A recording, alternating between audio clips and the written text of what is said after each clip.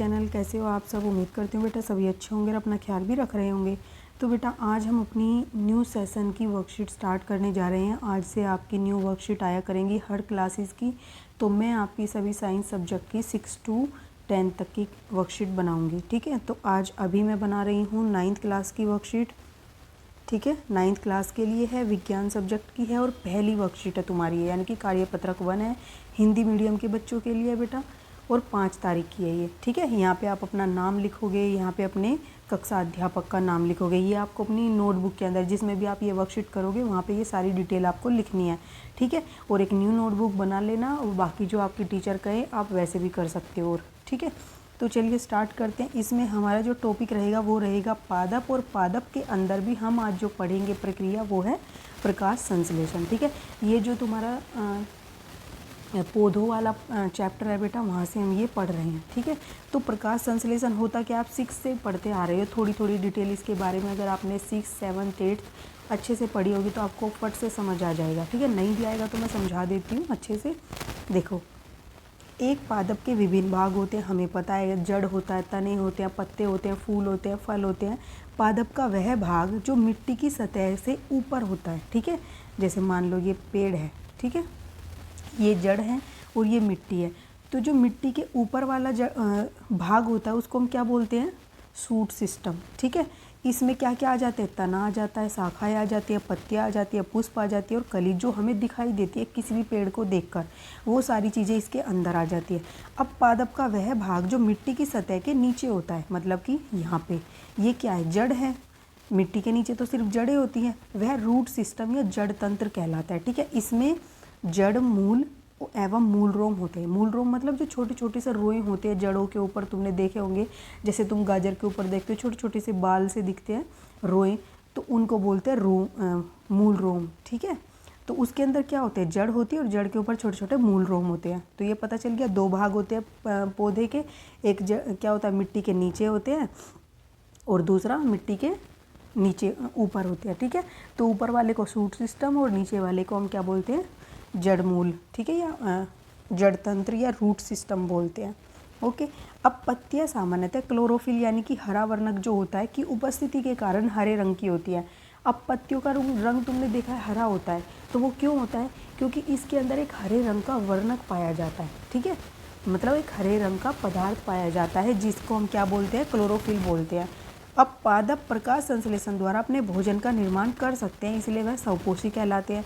अब जो पौधे हैं वही प्रकाश संश्लेषण करते हैं और अपना भोजन बनाते हैं, और कोई नहीं करता। क्यों? क्योंकि उसके अंदर क्या होता है, क्लोरोफिल उपस्थित होता है, और इसी की उपस्थिति के कारण पौधे प्रकाश संश्लेषण के द्वारा अपने भोजन का निर्माण करते हैं, और वो अपने भोजन का निर्माण खुद करते हैं, इसलिए उनको क्या बोलते हैं, स्वपोषी बोलते हैं। ठीक है, अब जंतु अपने भोजन के लिए पादपों पर निर्भर होते हैं। अब जो जंतु होते हैं वो अपना भोजन स्वयं नहीं बनाते, वो दूसरों पर निर्भर होते हैं, इसलिए उनको क्या बोलेंगे, विषमपोषी बोलते हैं। ठीक है, जो दूसरों पर निर्भर होता है। ये आप पढ़ चुके हो वैसे भी छोटी क्लासेस के अंदर, ये आपका रिवाइज हो जाएगा। अब प्रकाश संश्लेषण की एग्जैक्ट प्रक्रिया है क्या, तो देखो यहाँ पे डायग्राम के थ्रू भी बताया है।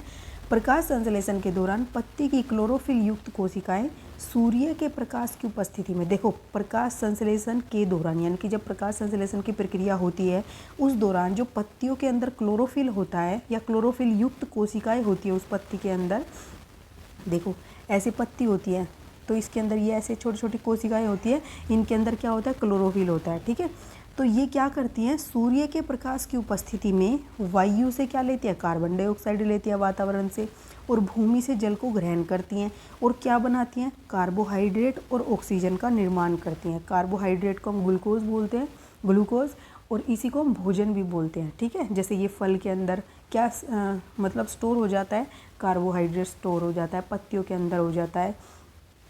इस प्रक्रम को हम इस तरीके से भी दर्शा सकते हैं कि कार्बन डाइऑक्साइड लेती है वो वातावरण से पौधे, और जल लेते हैं सूर्य के प्रकाश की उपस्थिति में होता है। ये सारी शर्तें हैं, ये नहीं होंगी इनमें से एक भी चीज़ तो वो प्रकाश संश्लेषण की प्रक्रिया संपन्न नहीं हो पाएगी। और क्लोरोफिल युक्त पौधा होगा तभी होगा, जिसके अंदर क्लोरोफिल नहीं होती जिस पौधे के अंदर, वो प्रकाश संश्लेषण की प्रक्रिया नहीं कर सकता। ठीक है, तो इन चारों चीज़ों के अंदर इन पे क्वेश्चन भी बन जाता है कि कौन कौन सी हैं शर्तें जिनके द्वारा प्रकाश संश्लेषण होता है। तो कार्बन डाइऑक्साइड होना चाहिए, जल होना चाहिए, सूर्य का प्रकाश उपस्थित होना चाहिए और क्लोरोफिल युक्त कोशिकाएं होनी चाहिए पौधों की। फिर वो क्या बनाएंगे, ऑक्सीजन बनाएंगे और कार्बोहाइड्रेट बनाएंगे। अब देखो डायग्राम में भी समझाया हुआ है तुम्हें, ये सूर्य का प्रकाश आ रहा है पौधे के ऊपर, ठीक है, यहाँ से वायु से कार्बन डाइऑक्साइड ले रहा है, जल और खनिज लवण जो है वो जड़ों से ले रहा है। ये मिल गई सारी चीज़ें। और क्लोरोफिल पत्तियों के अंदर है ही, तो क्या बना रहा है, ऑक्सीजन बना रहा है और कार्बोहाइड्रेट इनके अंदर ही स्टोर हो रहा है, ठीक है। अब उसके बाद स्टोमेटा क्या होता है, तो स्टोमेटा को रंध्र भी बोलते हैं। तो पत्ती में उपस्थित छोटे छोटे छिद्र होते हैं जो पादप के निम्नलिखित कार्य में मदद करते हैं।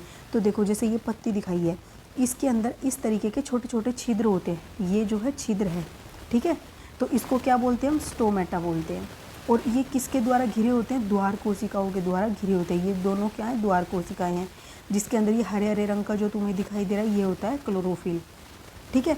ये सिर्फ छोटा सा पार्ट दिखाया, पूरे के पूरी पत्ती में ऐसे ही ये छोटे छोटे छिद्र होते हैं। जैसे तुम्हारे हाथ पर तुम देखोगे छोटे छोटे जो ये रोए निकलते हैं, वो क्या से निकलते हैं, छोटे छोटे छिद्रों से निकलते हैं। तो ऐसे ही पत्तियों के अंदर भी होते हैं। अब ये करते क्या है, ठीक है, ये छिद्र तो होते हैं, इनका क्या कार्य होता है, गैसों का आदान प्रदान, जो कि कार्बन डाइऑक्साइड और ऑक्सीजन इससे बाहर निकलती है और कार्बन डाइऑक्साइड अंदर जाती है पत्तियों में, तो गैसों का आदान प्रदान हो गया।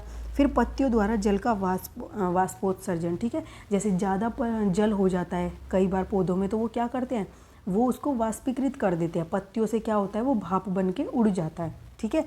ये भी 1 नंबर में क्वेश्चन बन जाता है, इम्पोर्टेंट है ये भी, ठीक है। फिर अब देखो बेटा, हमने सौपोषी विषमपोषी पढ़ लिए। अब कवक क्या है, वो एक अलग तरीके के जीव हैं जो अपना पोषण किसी मृत और विघटित, यानी कि जो जीव जंतु या पेड़ पौधे गल सड़ गए हैं, मर गए हैं, उनके जैविक पदार्थों से प्राप्त करते हैं।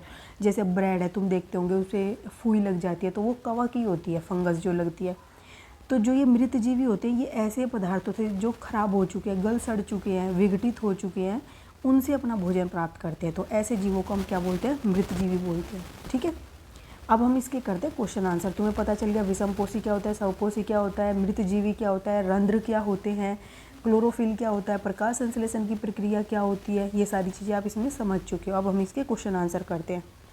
देखो, पादपों की पत्तियां हरे रंग की क्यों होती हैं, तो हमने अभी पढ़ा था क्यों होती हैं, क्लोरोफिल के कारण होती हैं।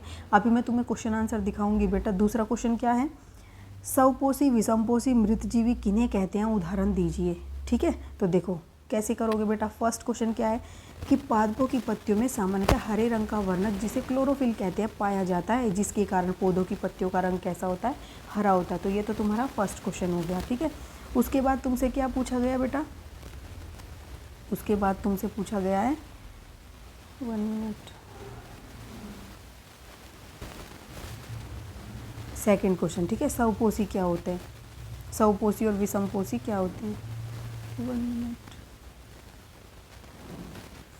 अब देखो, सौपोषी क्या होते हैं, ऐसे जीव जो प्रकाश संश्लेषण की सहायता से अपना भोजन स्वयं बनाते हैं, सौपोषी कहलाते हैं, जैसे कि हरे पौधे।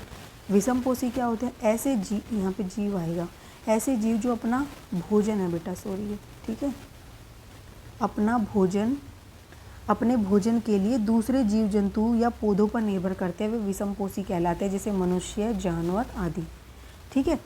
उसके बाद मृतजीवी क्या होता है, ऐसे जीव जो अपना पोषण किसी मृत या विघटित जैविक पदार्थों से प्राप्त करते हैं, उन्हें मृतजीवी कहते हैं, जैसे कि कवक। ओके, अब हमारा थर्ड क्वेश्चन क्या है बेटा, जंतु प्रकाश संश्लेषण क्यों नहीं कर सकते। बेटा हम प्रकाश संश्लेषण क्यों नहीं कर सकते, क्योंकि हमारे अंदर क्या नहीं होता, हरे रंग का वर्णक क्लोरोफिल नहीं पाया जाता। तो क्या लिखोगे, जंतु प्रकाश संश्लेषण नहीं कर सकते क्योंकि जंतु के अंदर हरे रंग का वर्णक क्लोरोफिल नहीं पाया जाता, ठीक है। तो ये तुम्हारे 3 क्वेश्चन थे। अब नेक्स्ट क्वेश्चन क्या है, प्रकाश संश्लेषण किसे कहते हैं, चित्र द्वारा स्पष्ट कीजिए। तो देखो, प्रकाश संश्लेषण कहाँ से करोगे, ये रहा, प्रकाश संश्लेषण के दौरान पत्तियों की क्लोरोफिल कोशिकाएं, ये सारा आप यहाँ तक लिखोगे, ठीक है।